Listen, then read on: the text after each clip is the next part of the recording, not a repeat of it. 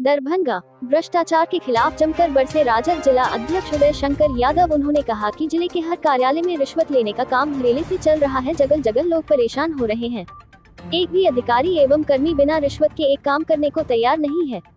वही सत्ता पक्ष इन सभी मामलों पर मौन बैठा हुआ है। अधिकारी एवं कर्मी का मनोबल बढ़ा हुआ है और भ्रष्टाचार अपने चरम सीमा को भी पार कर रही है। आइए सुनते हैं और क्या क्या कहा राजद जिला अध्यक्ष उदय शंकर यादव।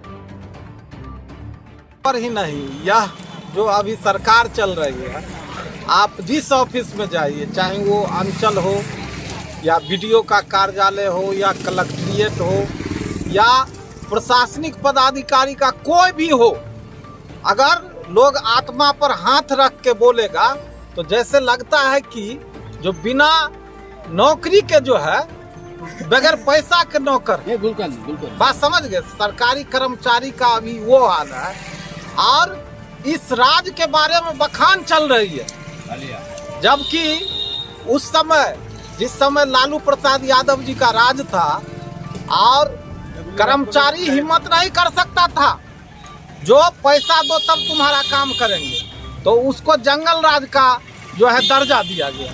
क्या यही जो है सो इनका मंगल राज है क्या, जिसमें हर कर्मचारी हर वर्ग के लोग बगैर पैसा का कुछ काम ही नहीं करते हैं। जैसे लगता है जो एक कहावत है, नौकर ऐसा चाहिए जो मांग चांग के खाए और काम करे अपना घर कभी न जाए। ऐसे कर्मचारी को रख के और यह जो है सो धांधली करवा रहे।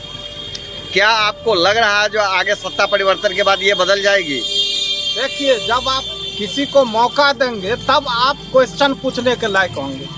हम पूछते हैं आप मीडिया वालों को, जो आप कभी ये पूछे हैं जो मोदी जी के आगे मैक लगाए हैं, जो तुमने जो बोला था 2 करोड़ नौकरी देंगे, स्मार्ट सिटी और स्मार्ट गांव बनाएंगे, पक्का का मकान बनाएंगे, ये किसान के आय को दुगुना करेंगे, कभी कोई मीडिया वाला पूछा है? जो तुमने क्यों नहीं बनाया? लेकिन विपक्ष से ही सवाल पूछा जाता है। यही तो मीडिया का हाल है, विपक्ष से कहीं सवाल पूछा जाता है क्या?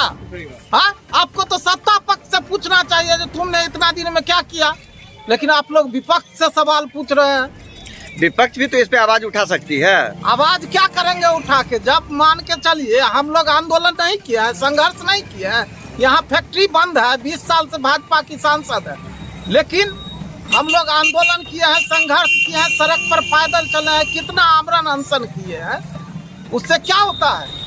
आज एम्स का जो है मुद्दा, उसको एम्स बनाने को लेकर सारा चीज उन्होंने बोला और बोला जो यहाँ इलाज भी चालू है, लेकिन 105 किलोमीटर का पैदल यात्रा करके दरभंगा के हर कोने में हम एम्स को खोजे, लेकिन एक ईंट भी नहीं मिला। उस पर मीडिया जब हम आंदोलन करेंगे तब ये दिखाएंगे।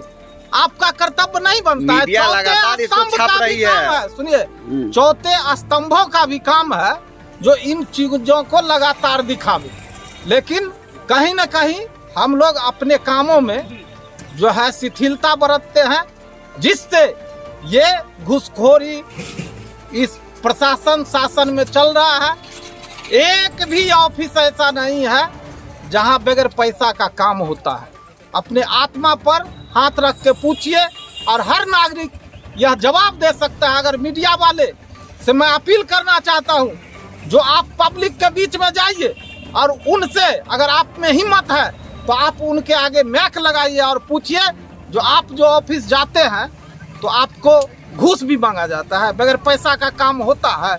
हाँ, तो ऐसे मुद्दे को हमारे मीडिया बंधु भी नहीं उठाते हैं। मीडिया का काम है, चौथे स्तंभ का काम है, जो हमारे यहाँ जो घूसखोरी हो रही है उसका पर्दाफाश करना।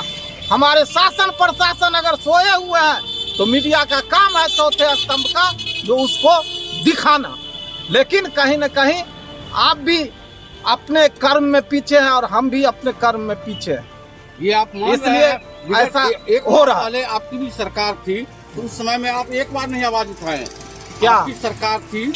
आप नहीं देखे क्या? हमारी जब सरकार थी उसके बाद भी हमने 105 किलोमीटर का पैदल यात्रा किया, इसी पोलो फील्ड ग्राउंड में सत्याग्रह करने का काम किया।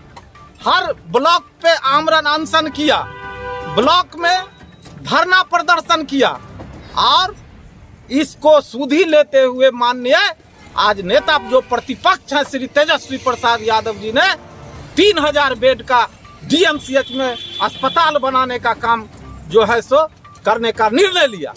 और उतना ही नहीं, 3 ओवर ब्रिज बना।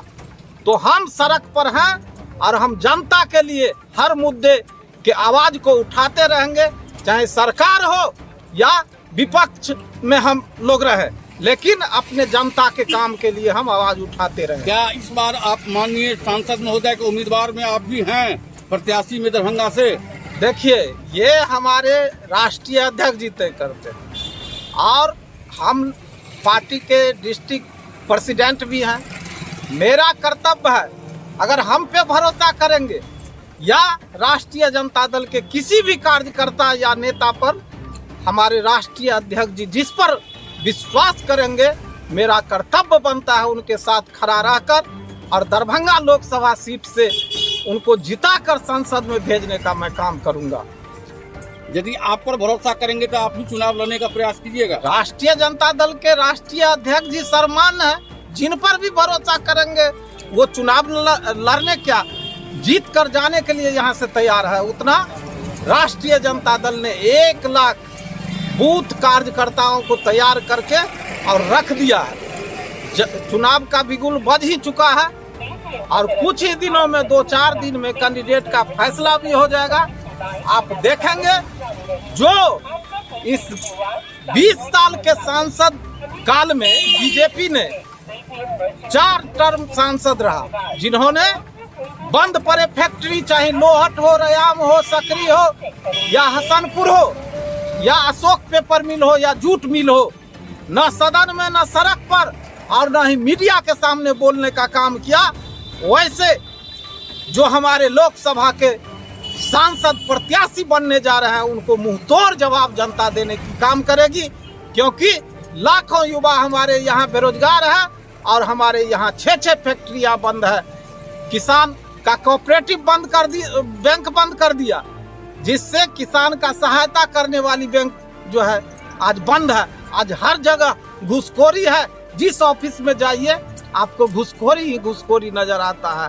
तो उनका जाना तय है और इंडिया अलायंस को आना एकदम जो है सो वो भी तय है। तो इंडिया अलायंस की अगर सरकार बनती है तो क्या बंद पड़ी सभी मिलें चालू हो जाएगी? इंडिया अलायंस की सरकार बनेगी तो आप ये समझ लीजिए, जो जिस तरह हमारे नेता प्रतिपक्ष माननीय तेजस्वी प्रसाद यादव जी ने 17 महीने में समझौता ही इसलिए सरकार से किया था जो 5 लाख युवाओं को नौकरी उन्हें देना था, जाति आधारित जनगणना करवा के हर वर्ग के लोगों को आबादी के अनुसार हिस्सेदारी उनको देना था, राज्यकर्मी का दर्जा शिक्षकों को देना था।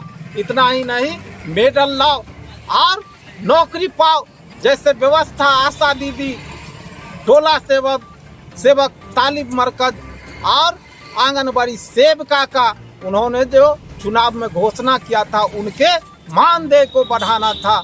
इसलिए आप यह विश्वास रखिए, तेजस्वी जी आएंगे, फैक्ट्री भी खोलेंगे और हर समस्या से निजात दिलाने का काम करेंगे। मैं राष्ट्रीय जनता दल के जिला अध्यक्ष के नाते आपको बोल रहा हूँ।